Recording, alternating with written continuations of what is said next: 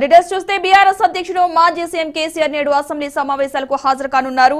2 రోజుల క్రిందట సమావేశాలు ప్రారంభమవ్వగా ఆయన శాసనసభకు హాజరు కాలేదు. కాగా ఇవాళ 2024-25 సంవత్సరానికి సంబంధించి ప్రభుత్వం ఓటాన్ అకౌంట్ బడ్జెట్ ప్రవేశపెట్టనుంది. ఈ నేపథ్యంలో ఆయన సభకు రానున్నారు.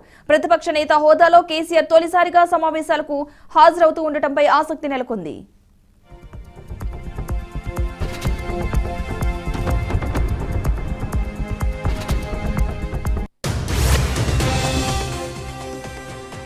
కాగా తెలంగాణ సర్కార్ శాసనసభలో ఇవాళ ఓటాన్ అకౌంట్ బడ్జెట్ ను ప్రవేశపెట్టనుంది. రాష్ట్ర ఆర్థిక శాఖ మంత్రిగా వ్యవహరిస్తున్న డిప్యూటీ సీఎం భట్టి విక్రమార్క ఈ రోజు బడ్జెట్ ను ప్రవేశపెట్టనున్నారు.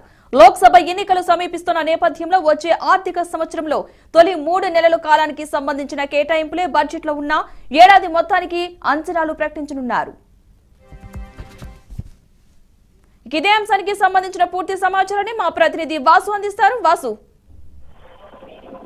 పద్మ మరికొద్ది సేపట్లో ఈ మధ్యాహ్నం 12 గంటలకి తెలంగాణ ప్రభుత్వం ఓటాన్ అకౌంట్ బడ్జెట్ ని ప్రవేశపెట్టనుంది. దీనికి సంబంధించి ఇప్పుడు అసెంబ్లీ కమిటీ హాల్లో మంత్రివర్గ సమావేశం జరుగుతుంది. ఈ మంత్రివర్గ సమావేశంలో ఈ ఓటాన్ అకౌంట్ కి ఆమోద ముద్ర వేస్తారు.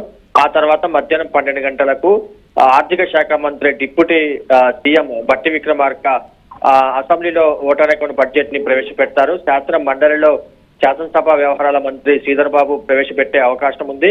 ఈ బడ్జెట్ లో ప్రధానంగా ఎన్నికలకు ముందు కాంగ్రెస్ పార్టీ ఏదైతే హామీ ఇచ్చిందో ఆ హామీకి సంబంధించి 2 గ్యారంటీలు 500కి గ్యాస్ సిలిండర్ ఇవ్వటం కానీ, అట్లాగే 200 యూనిట్లకు సంబంధించి గృహ అవసరాలకు ఫ్రీ కరెంట్ ఇవ్వటం కానీ, ఈ 2 గ్యారంటీలకు సంబంధించి బడ్జెట్ లో విధి విధానాల రూపకల్పన, అట్లాగే బడ్జెట్ల కేటాయింపు, దానికి సంబంధించిన మార్గదర్శకాలు కూడా దాంట్లో రూపొందించే అవకాశం ఉంది. అట్లాగే బీఆర్ఎస్ అధినేత కేసీఆర్ అసెంబ్లీ ఎన్నికల్లో ఓటమి తర్వాత ఆయన బీఆర్ఎస్ ఎల్పీ నేతగా ఎన్నుకున్నారు. ప్రతిపక్ష నేతగా ఆయన ఇవాళ ఈ బడ్జెట్ సమావేశంకు హాజరు కానున్నారు. నిన్న సీఎం రేవంత్ రెడ్డి, సీఎం కేసీఆర్, మాజీ సీఎం కేసీఆర్ అసెంబ్లీకి రావాలి, ఆయనకున్న అనుభవాన్ని కూడా ఈ ప్రభుత్వానికి సంబంధించి కానీ ఇతరత్ర సంబంధించి ఆయన సలహాలు ఇవ్వాలని చెప్పి పదే సీఎం రేవంత్ రెడ్డి తన ప్రసంగంలో పేర్కొన్న విషయం మనం చూశాము. అట్లాగే కేసీఆర్ కూడా ఇవాళ వస్తారని చెప్పి పార్టీ నుంచి సమాచారం ఉన్నా కూడా ఇంకా క్లారిటీ లేదు. మొత్తానికి ఆయన బడ్జెట్ సమావేశాలకు హాజరవుతారనే పార్టీ వర్గాలు